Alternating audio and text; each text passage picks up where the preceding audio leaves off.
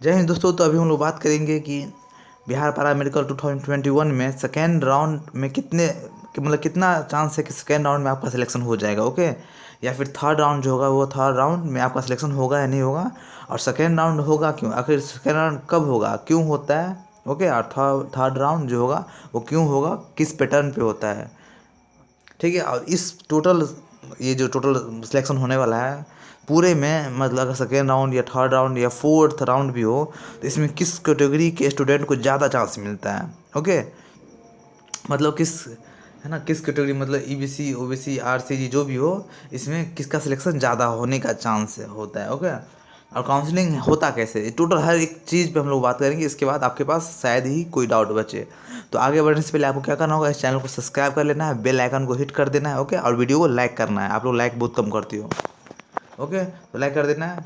और मैं बता दूं कि कुछ दिनों से वीडियो में अपलोड नहीं कर पा रहा था क्योंकि मैं अभी कुछ दिनों से आउट ऑफ स्टेट था। ओके, मैं अभी यूपी में अकबरपुर है ना, अकबरपुर जगह जहाँ पे मखदूम शरीफ है ना, मखदूम बाबा जो बोलते हैं हम लोग, उनका शरीफ दरगाह जो बोलते हैं, वहाँ पे एक्चुअली था। ओके, उसके बाद मैं चला गया कहाँ, वाराणसी, काशी विश्वनाथ में, वहाँ गया। उसके बाद गंगा नहाने के लिए, गंगा आरती, ये सब करने में कुछ ज़्यादा टाइम लग गया। ओके, उसके बाद फिर मैं यहाँ आया हूँ। तो अब से कंटिन्यू वीडियो डलेगा। ओके, जो भी डाउट हो आप डाउट कमेंट बॉक्स में कमेंट कर सकते हो। तो हम लोग देखते हैं अपने राउंड ये काउंसलिंग प्रोसेस के बारे में। इससे पहले मैं ऑलरेडी एक वीडियो अपलोड कर रखा हूँ कि काउंसलिंग का प्रोसेस कैसे होता है। ओके, तो उस वीडियो को देखने के बाद अगर आप इससे देखते हो तो आपका जो है ना समझने का प्रोसेस थोड़ा ज़्यादा फास्ट होगा। ओके, वैसे इसमें मैं थोड़ा क्लियर कर दूंगा कि क्या था उसमें।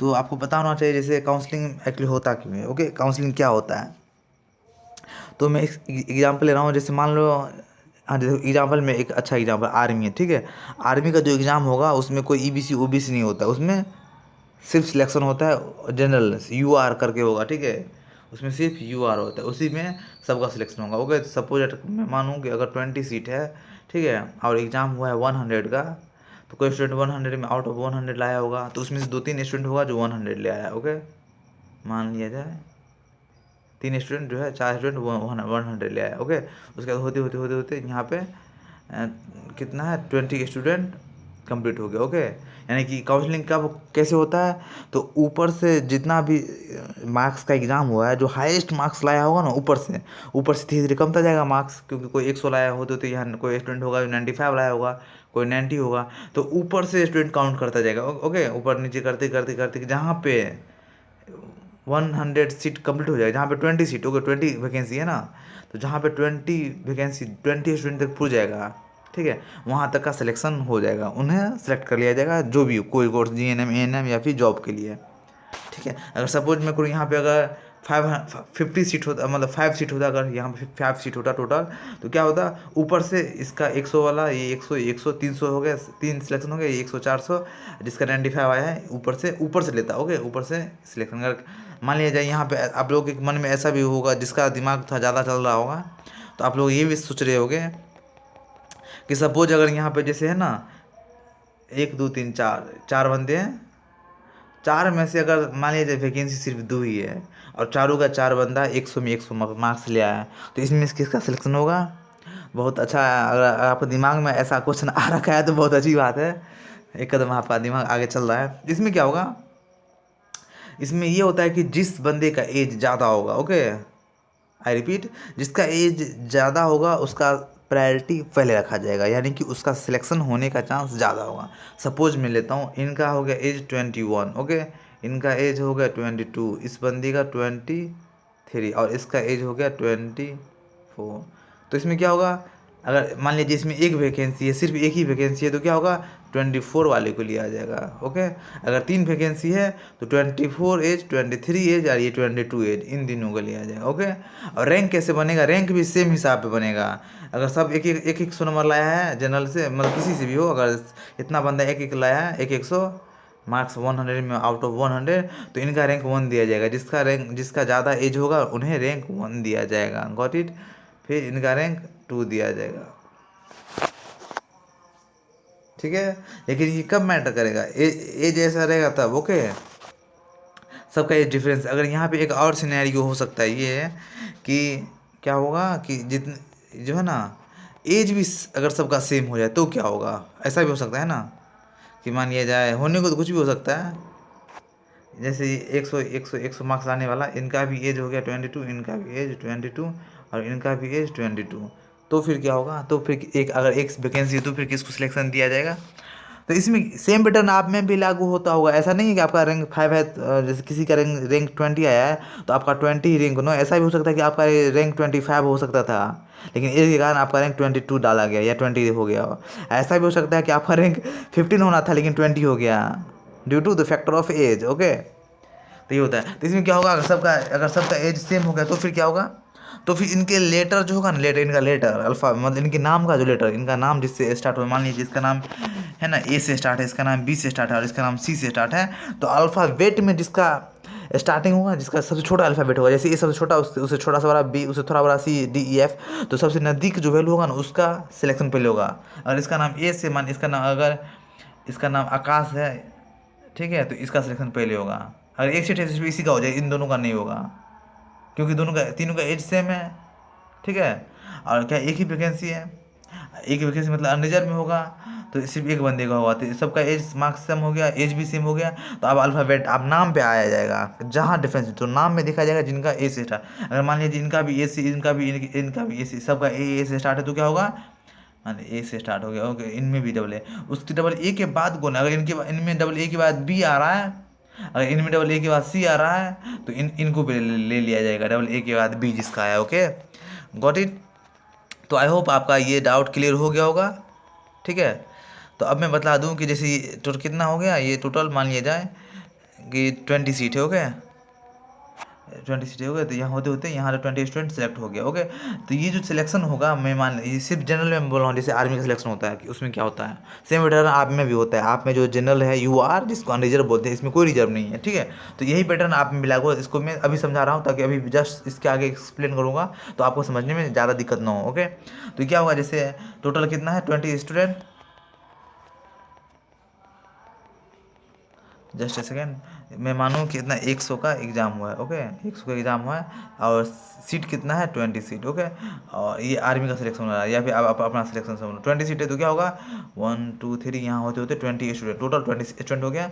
100 का एग्ज़ाम हुआ है, ये 100 मार्क्स का एग्ज़ाम हुआ है, कोई 100 में 100 लाया होगा, 100 लाया होगा, कोई 95 लाया होगा, कोई 90 लाया, ओके, होते होते यहाँ क्या हो गया 80 स्टूडेंट टोटल खुल गए, ऊपर से नीचे आते आते तक एक मतलब 20 स्टूडेंट पुरते तक यहाँ पे 80 कट ऑफ आ गए, यानी कि 80 नंबर लाने वाले तक का सिलेक्शन ऊपर हो गया, ठीक है, क्योंकि उससे नीचे वाले स्टूडेंट तक नहीं गया, क्योंकि ऊपर ही 20 स्टूडेंट सेलेक्ट हो गया। ओके, तो अब क्या होगा कि इसमें ना, ऐसा तो नहीं है कि इसमें सीधे बोला गया क्या 20 सीट है, जो भी भरेगा उसका सिलेक्शन होगा, ओके, जो अच्छा नंबर लाएगा।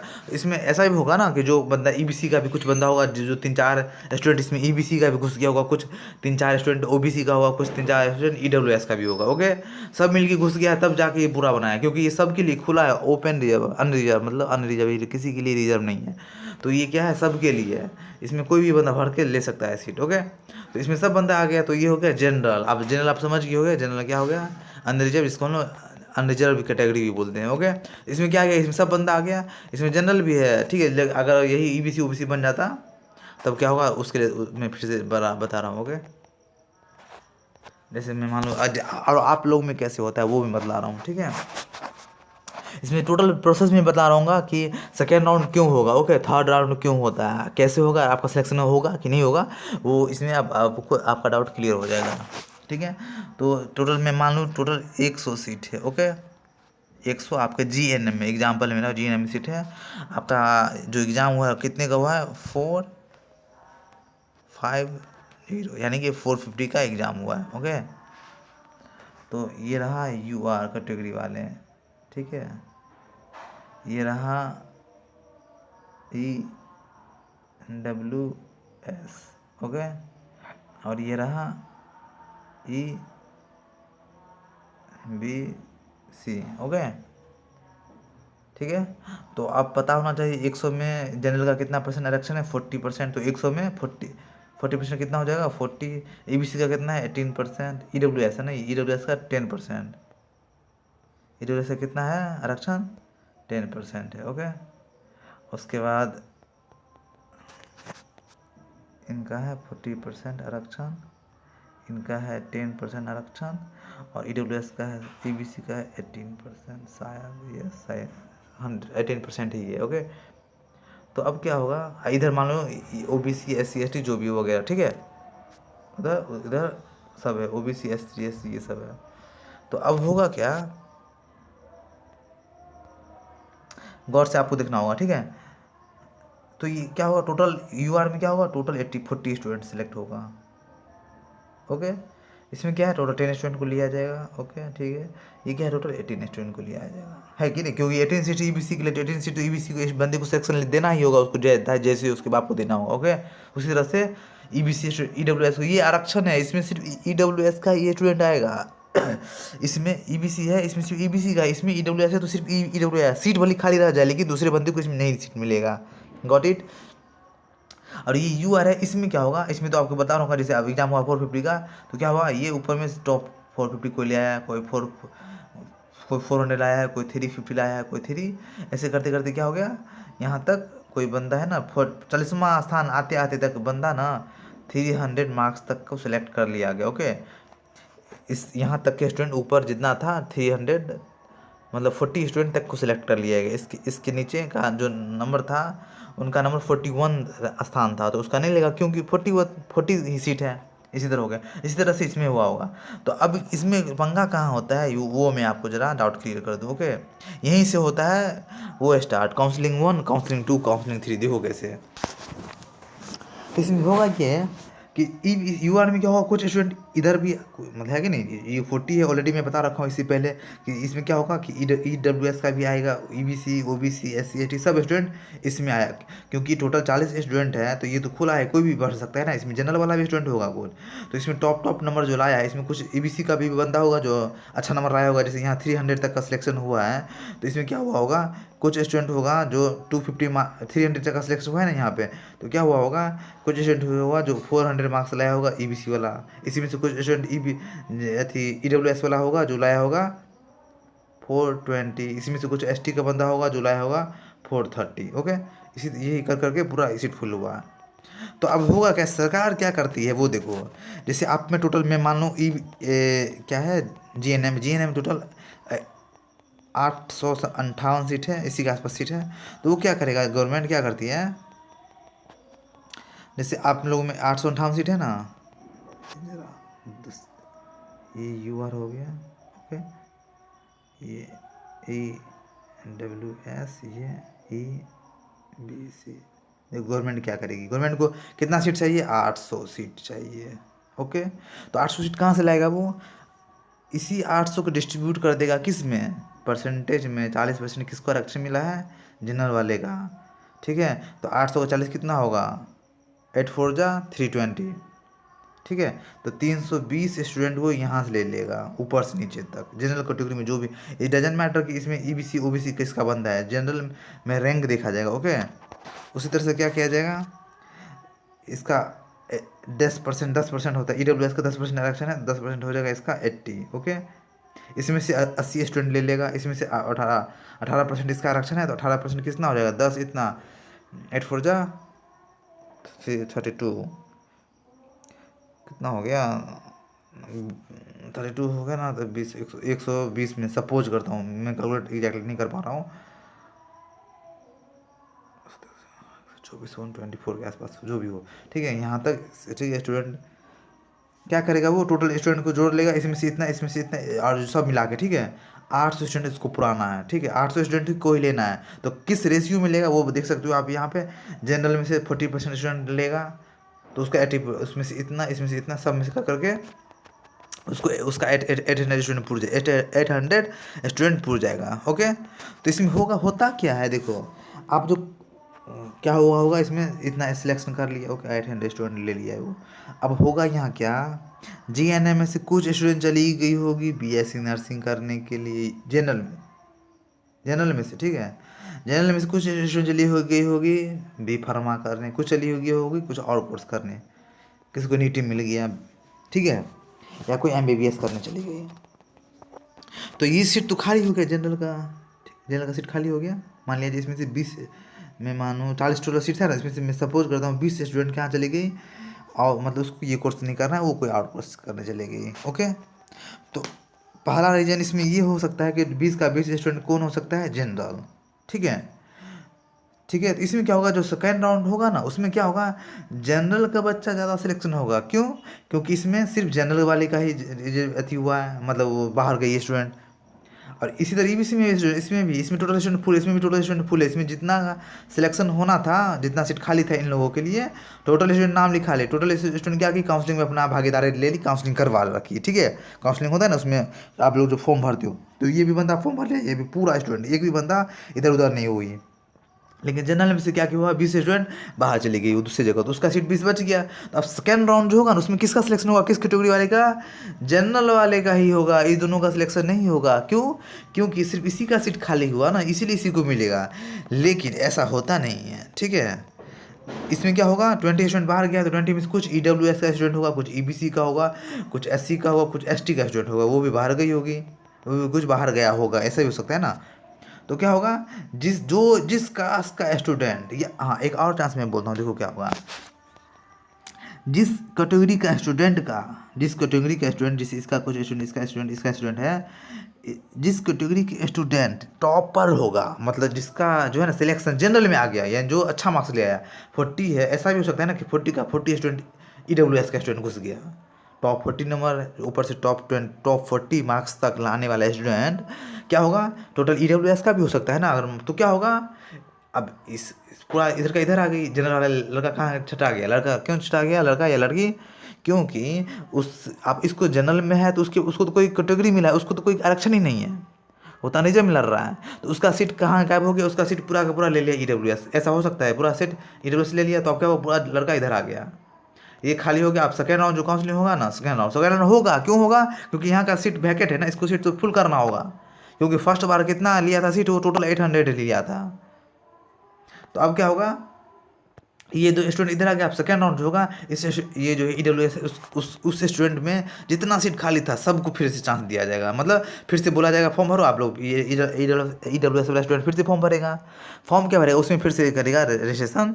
तो क्या होगा, अब जो काउंसिलिंग होगा इसमें इस कैटेगरी वाले स्टूडेंट को सिलेक्शन मिल जाएगा, उससे नीचे जितना था उन लोगों को सिलेक्शन दे दिया जाएगा। ओके, लेकिन होता क्या है, होता यूँ है कि इसमें से कुछ स्टूडेंट, कुछ में से ये स्टूडेंट, कुछ में से ये स्टूडेंट आता है।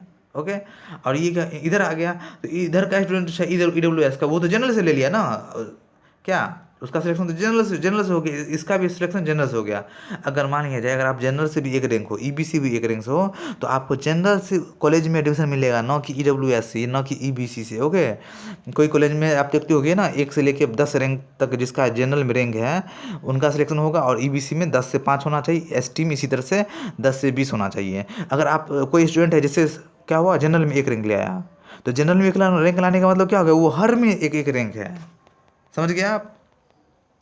क्योंकि जनरल में क्या है, जनरल में हर एक बच्चा है, ईबीसी ओबीसी ऐसे सबको मिला के तब जनरल बना है। तो इसमें पूरे कास्ट में जो वन रैंक, जिसका सबसे हाईएस्ट मार्क होगा ना पूरे कैटेगरी में, वो जनरल में एक रैंक होगा। तो वो जनरल में एक रैंक है, तो यानी कि वो अपने कैटेगरी में तो ऑलरेडी एक रैंक होगा। अगर इसी में से मान लिया जाए कि 1 2 3 4 4 रैंक तक के स्टूडेंट ना सिर्फ इसमें जनरल है। ओके, तो पाँचवा क्या होगा, कोई ईबीसी का स्टूडेंट ले आया 400 मार्क्स। ओके, उससे ऊपर सिर्फ 4 ही स्टूडेंट ऐसा था जिसका 400 मार्क्स था। ठीक है, वो दूसरे दूसरे कैटेगरी का था। लेकिन ईबीसी में सिर्फ एक ही स्टूडेंट है जिसका ना, मतलब जिसका मार्क्स जो है ना 400 से 400 से ऊपर किसी का मार्क्स नहीं है, एक ही स्टूडेंट है जिसका मार्क्स 400 आया है। तो क्या होगा, वो ईबीसी में फर्स्ट रैंक लाएगा, क्योंकि ईबीसी में कोई भी उससे ज़्यादा रैंक नहीं लाया है। तो ईबीसी में इसका फर्स्ट रैंक हो गया। लेकिन जनरल में उसका रैंक क्या हो जाएगा, यूआर में उसका रैंक होगा चौथा स्थान। क्यों? क्योंकि उससे 3 स्टूडेंट ऊपर है जिसका मार्क्स जो है 400 से ज़्यादा आ चुका है, यानी कि इसके मार्क्स से 3 स्टूडेंट ऐसा था जिसका मार्क्स ज़्यादा था। ओके, तो इसी तरह से होता है। तो देख लो क्या होगा, मैक्सिमम क्या होता है वो मैं बोलता हूँ। मैक्सिमम जिस कैटेगरी में ज़्यादा आरक्षण होगा ना उसको ज़्यादा चांस मिलता है। जैसे ईबीसी में 1 इसका 80% चांस आरक्षण है, तो इसमें से इधर का स्टूडेंट ज़्यादा आया होगा। ठीक है, सिलेक्शन ऐसा होता है कि इस ईबीसी स्टूडेंट ना जनरल रैंक में ज़्यादा आ गया होगा, क्योंकि मैक्सिमम स्टूडेंट फॉर्म भरा है, तो इसका मतलब ज़्यादा चांसेस बनता है कि ईबीसी का स्टूडेंट जो है जनरल में आ गया होगा, 100% आया होगा। ऐसा होता है, ऐसा भी हो सकता है कि इसमें सब क्या होगा, सब बेकार स्टूडेंट फॉर्म भर दिया इस साल, यानी कि सब कमज़ोर स्टूडेंट ईबीसी में आ गया, क्या चला गया सब, एक भी स्टूडेंट क्या हुआ जो टॉप 40 में नहीं आया। ओके, सब बकलोल था, किसी का 40 में रैंक नहीं आया। क्या क्या ये सब अपने अपने कास्ट में रैंक लाया, मतलब अपनी कैटेगरी में रैंक लाया, और एक भी सीट इधर नहीं आया। तो ईबीसी स्टूडेंट को जो भी इस नीचे का होगा उसको सीट नहीं मिलेगा। ओके, लेकिन हमेशा आप मैक्सिमम क्या होता है कि हर स्टूडेंट कुछ कुछ इधर इधर आ जाता है। ओके, तो इसका सीट खाली हो गया, इसका सीट खाली हो गया, इसका सीट खाली हो गया, ईडब्ल्यूएस का सीट खाली हो गया, तो ये सीट खाली होगा, इसको फिर से गवर्नमेंट को भरना होगा ना, तो ये सीट भरता है। ओके, इसके लिए सेकेंड राउंड आता है। इसमें ऐसा भी होता है कि कुछ स्टूडेंट इधर आ गया जनरल में, कुछ स्टूडेंट क्या करेगा जो क्या करने चला जाएगा, मान लीजिए कुछ करने चला जाएगा फार्मेसी, बी फार्मा। ओके, कुछ करने चला जाएगा कुछ करने चला जाएगा एमबीबीएस, जिसको नीट निकला होगा जो नीट करने चला गया, इसमें से कुछ नीट करने चला होगा, इसमें से कुछ नीट करने चला गया, इसमें से कुछ नीट करने चला गया, इसी तरह होता है। तो सेकंड राउंड हो गया, सेकंड राउंड में क्या हो गया, अब सेकंड राउंड मान लो जाए सेकंड राउंड में टोटल कितना सीट, 200 सीट खाली रह गया। ओके, यानी कि कुछ स्टूडेंट चला गया, कुछ इसमें चला गया, कुछ इसमें से यूआर में आ गया, इसमें से यूआर में आ गया, तो कितना हो गया, 200 सीट खाली हो गया। ठीक है, लेकिन ये कंफर्म रखना, जनरल में जो अगर जो बंदा है उसको बहुत कम चांस मिलता है जनरल में, क्योंकि जनरल से जो स्टूडेंट ना अगर बीएससी फार्मा, बीएससी कर रही है, या फिर बीएससी नर्सिंग, या फिर बी फार्मा कर रहा है, वो जो सीट खाली होगा ना, या किसी को नीट मिल गया, वो सीट मिलेगा, सिर्फ वो उतना ही सीट मिलेगा सेकेंड राउंड में जनरल में यूआर के बंदे को। लेकिन अगर ईडब्ल्यूएस से है, ईबीसी से है, तो जो स्टूडेंट ईबीसी वाला स्टूडेंट है लेकिन उसका सिलेक्शन जनरल में हो गया, और कुछ स्टूडेंट क्या होगा जो बाहर कोर्स करने चला गया, कुछ होगा जो बीएससी नर्सिंग कर ली, कुछ होगी जो बी फार्मा कर ली, कुछ होगी जो एमबीबीएस कर ली। तो इसमें क्या होगा, कुछ एमबीबीएस में चला गया, कुछ यूआर में आ गया, तो डबल सीट बच गया ना। यानी यहाँ मैं सपोज करता हूँ, मैं यहाँ पे क्या कि लगभग उसके लिए 20 सीट बच गया। ओके, उसके लिए 20 सीट बच गया। अब सेकेंड राउंड हुआ, इसमें भी मैं मानो 20 सीट, इसमें भी मैं मानो 20 सीट बच गया, इससे सब में 20 सीट। तो अब क्या हुआ, सरकार फिर से सेकेंड काउंसलिंग सेकेंड राउंड करवाएगा। सेकेंड राउंड होता है मैक्सिमम, सेकेंड राउंड होगा, क्यों होगा, क्योंकि 100% तय है कि ईडब्ल्यूएस स्टूडेंट कुछ इधर आ गया, इसका स्टूडेंट कुछ इधर आ गया जनरल में, तो इसका सीट खाली रह गया ना। ये तो सिलेक्शन लिया था सिर्फ यही सोच के कि 800 सीट है, तो 800 में से सब में से जोड़ दूंगा, 800 पुराना है, 800 पुराना तो लिया, लेकिन इसमें से कुछ स्टूडेंट इधर भी तो होगा क्या। तो ये होता है, तो क्या हो गया, मतलब 20 स्टूडेंट बचे कि आप सेकेंड राउंड हुआ, सेकेंड राउंड में क्या करना है इसको, 20 40 20 60, मैं मानूँ टोटल 60 सीट खाली है। ठीक है, 20 से 20 से 20 से 20 40 हो गया, 20 और मान लो एसटी से, या फिर 20 वो जो भी हो ईबीसी से खाली रह गया सीट। अब क्या होगा, सेकेंड राउंड निकालिएगा उसको, सिर्फ आप सेकेंड राउंड में से 60 सीट लेना है। तो होगा क्या इसमें, देखिएगा, अरे यार इसमें से 20 में आया नहीं बंदा, ये चला गया कहाँ, ये भी 20 में से 10 चला गया बाहर कोर्स करें, इसमें से भी 10 चला गया बाहर कोर्स, इसमें फिर 10 सीट बच गया, फिर वो सेकेंड राउंड। कुछ कभी कभी ऐसा भी होता है कि मान लिया जाए क्या हुआ, ईडब्ल्यू मतलब इस जनरल में ईडब्ल्यूएस में सब में सीट भरा हुआ है, सब स्टूडेंट है, सबको चाहिए सीट, लेकिन ईबीसी का स्टूडेंट क्या कर लिया कि पूरा का पूरा स्टूडेंट चला गया बाहर। क्या होगा, सेकेंड राउंड होगा, सेकेंड राउंड में कुछ स्टूडेंट आया, मान लीजिए 20 स्टूडेंट हुआ, 20 स्टूडेंट ही फॉर्म फिल किया, क्या होगा, फिर से देगा उसको फिर थर्ड राउंड होगा, थर्ड राउंड में फिर जो सीट बचेगा फोर्थ राउंड होगा, इसी तरह से राउंड होते जाएगा। ठीक है, तो आई होप आपका डाउट क्लियर हो गया होगा। इसमें किसका सिलेक्शन ज़्यादा होता है वो भी आपको पता चल गया होगा। ये कोई फिक्स नहीं है, लेकिन इसमें क्या होता है, जनरल वाले का बहुत कम चांस होता है कि उसके सीट अच्छा मिले जनरल वाले, लेकिन जनरल वाला टॉपर होता है। आपको पता है सबसे ज़्यादा सिलेक्शन जो होता है ना जनरल, ये यूआर से, इसमें जनरल का ही बच्चा होता है। ये आपको मतलब दिमाग में थोड़ा बैठा लो अच्छे से, ठीक है। ये यूआर जो है ना, इसमें हमेशा देखोगे आप, यूआर में इसमें ज़्यादा जनरल का बच्चा रहेगा, या फिर ईबीसी ओबीसी जो है ना, ओबीसी जो उसको अगर सेंट्रल लेवल पे देखा जाए तो ओबीसी का स्टूडेंट इसमें ज़्यादा होता है। ओके, तो आई होप आपका डाउट क्लियर हो गया होगा। तो जो बंदा जनरल वाले का एक और फायदा है कि ईडब्ल्यूएस से भी आप लड़ सकते हो, ईडब्ल्यूएस आपके लिए बनाया गया है। तो इसमें ये होता है कि जिस कैटेगरी का स्टूडेंट ज़्यादा टैलेंटेड है, ठीक है, उस कैटेगरी के बच्चों को ज़्यादा चांस मिलता है, क्योंकि जो ज़्यादा टैलेंटेड होगा वो जनरल से चला गया ना, और कुछ एमबीबीएस में चला गया, तो उस कैटेगरी में बहुत ज़्यादा सीट खाली होगा, क्योंकि बाहर चला गया तो उसका सीट बच गया ना। तो उस स्टूडेंट को मिलेगा नेक्स्ट चांस, सेकेंड राउंड हो या थर्ड राउंड हो या फोर्थ राउंड हो, उसमें उसी को चांस मिलेगा। ठीक है, तो आई होप अगर आपको डाउट क्लियर हो गया, तो मिलते हैं हम लोग फिर नेक्स्ट वीडियो में। God bless you. और आपको क्या करना है, चैनल को सब्सक्राइब कर लेना है। ओके, आप लोग चैनल बहुत कम सब्सक्राइब करो, मैं देख रहा हूँ, चैनल सब्सक्राइब करना है और लाइक कर देना। ओके, मिलते हैं फिर नेक्स्ट वीडियो में, तब तक के लिए गॉड ब्लेस यू ऑल।